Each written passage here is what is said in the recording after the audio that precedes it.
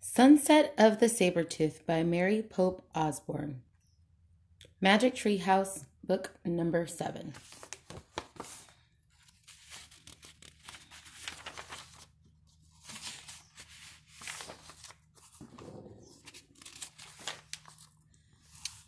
Prologue. One summer day in Fog Creek, Pennsylvania, a mysterious treehouse appeared in the woods. 8-year-old Jack and his 7-year-old sister Annie climbed into the treehouse. They found it filled with books. Jack and Annie soon discovered that the treehouse was magic. It could take them to the places in the books. All they had to do was to point to a picture and wish to go there. Jack and Annie visited dinosaurs, knights, an Egyptian queen, pirates, ninjas, and the Amazon rainforest. Along the way, they discovered that the treehouse belonged to Morgan Le Fay. Morgan was a magical librarian. She traveled through time and space, gathering books for King Arthur's library. On their 5th adventure, the Night of the Ninjas, Jack and Annie found a little mouse in the treehouse. Annie named their new friend Peanut. Jack and Annie also found a note from Morgan. The note told them that she was under a spell. To free her, Jack and Annie must find 4 special things. They found the first thing in old Japan and the second in the Amazon rainforest. Now Jack and Annie and Peanut are about to set out in search of the 3rd thing in Sunset of the Sabertooth. Chapter 1. The M Things. "Let's go to the treehouse," said Annie. She and Jack were passing the Frog Creek woods on their way home from their swimming class at the Y. "No, I want to go home and change out of my bathing suit," said Jack. "Oh, that'll take too long," said Annie. "Don't you want to save Morgan as soon as possible?" "Yes, of course," said Jack.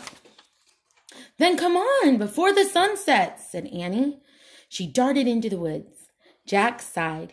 He gave up on the idea of changing out of his bathing suit. He pushed his glasses into place. He followed Annie into the Frog Creek woods. The warm air smelled of fresh and green. He moved through patches of sunlight and shadow. Soon he came to a small clearing. He looked up. There it was, the magic tree house in the tallest tree in the woods. "Hurry!" called Annie. She was climbing the rope ladder up the tree house. Jack grabbed the ladder. He started up after her. Finally, they reached the tree house. Squeak! Squeak! A mouse sat on the windowsill. "Hi, Peanut!" cried Annie. Jack patted the tiny head. "Sorry we didn't come sooner," Annie said. "But we had to go to our swimming lesson." Squeak! "What happened while we were gone?" asked Annie, looking around the treehouse. Jack stared at the large M carved into the wooden floor. On the M were a moonstone and a mango, the special things they found on their last 2 journeys. "Guess what? Hey, guess what?" said Jack. "Moonstone and mango start with the letter M, just like Morgan." "You're right," said Annie. "I bet all 4 things will start with an M," said Jack. "Right," said Annie. "I wonder where we'll find the next one." She and Jack stared at the stack of books in the treehouse. Books on the Amazon rainforest, ninjas, pirates, mummies, knights, and dinosaurs. All of them were closed. Only one book lay open in the corner. "We're just about to find out," said Jack. They walked over to the open book. They looked at the page the book was open to. It showed a picture of rocks and snow. "Wow," said Annie, running her finger over the picture. "I love snow. I wish we could go there right now." "Wait," said Jack. "We're not prepared." Then he had another thought. "And we're wearing our bathing suits. Stop!" "Whoops," said Annie. Too late. The wind started to blow. The leaves started to shake. The house started to spin. It spun faster and faster. Then everything was silent. It was as silent as the falling snow. Chapter 2. Bones. Jack, Annie, and Peanut looked outside. Snow was falling from a gray sky. The tree house was in the tallest tree in the grove. of tall, bare trees. The grove was on a wide, white plain. Beyond the plain were high, rocky cliffs. "I'm cold," said Annie, her teeth chattering. She wrapped her towel tightly around her. Squeak, squeak. Peanut sounded cold, too. "Poor mouse," said Annie. I'll put you into Jack's pack. You'll be warmer there." Annie slipped Peanut into the pocket of the backpack. "We have to go home," said Jack. "We need warmer clothes." "We can't go home," she said. "We can't find the Pennsylvania book. Not until our mission is complete. Remember? That's the way the magic works." "Oh, right," said Jack. He looked around. There was no sign of the Pennsylvania book that always took them home. Annie peered out the window again. "Where are we anyway?" she asked. "I'll find out," said Jack.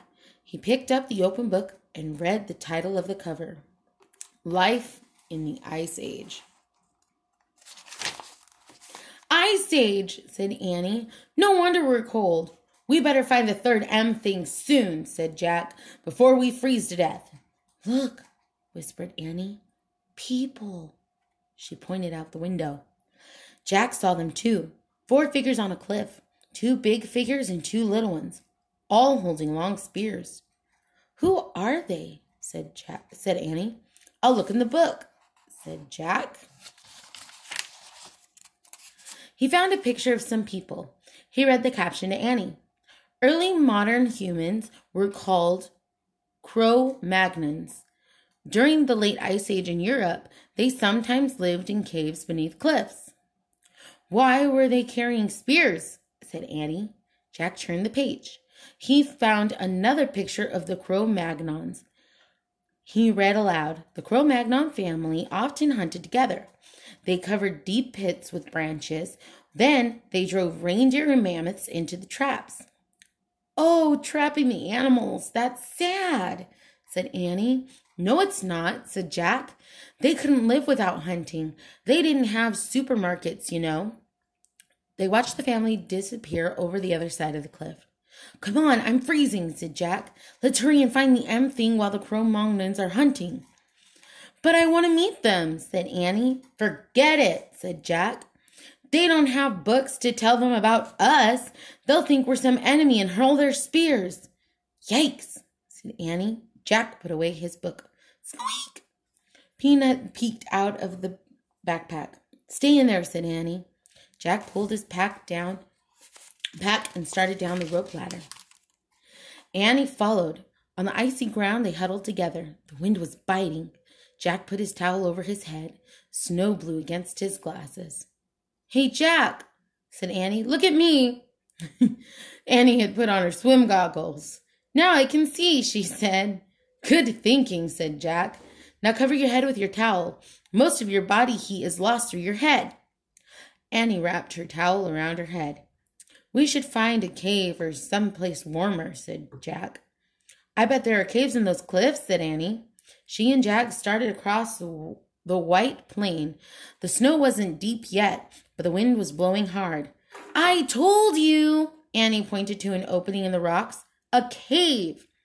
They ran to it. "Careful," said Jack. They stepped carefully into the shadowy cave. It was only slightly warmer inside, but at least the wind wasn't blowing. In the gray light, they stamped the snow off their sneakers. Annie took off her goggles. "It smells in here," said Jack. "Yeah, like wet dog," said Annie. "Let me see what I can find out," said Jack. He pulled out the Ice Age book. "I'll look around," said Annie. "Maybe the M thing is here. Then we can go home and get warm." Jack stood by the entrance so he could read the book. "This cave is filled with sticks," Annie said. "What?" said Jack. He didn't look up from the book. "No, wait. I think they're bones," said Annie. "Bones?" echoed Jack. "Yeah, lots of them here, all over the floor." Jack turned the pages of his book. He found a picture of a cave filled with bones. "I hear something," said Annie. Jack read the writing below the picture of the cave. It said, "The great cave bears of the Ice Age were over 8 feet tall. These bears were larger and fiercer than today's grizzlies. Their caves were filled with the bones of their ancestors. "Annie," whispered Jack, "get back here now! Get back now!" They were in the cave of a great cave bear.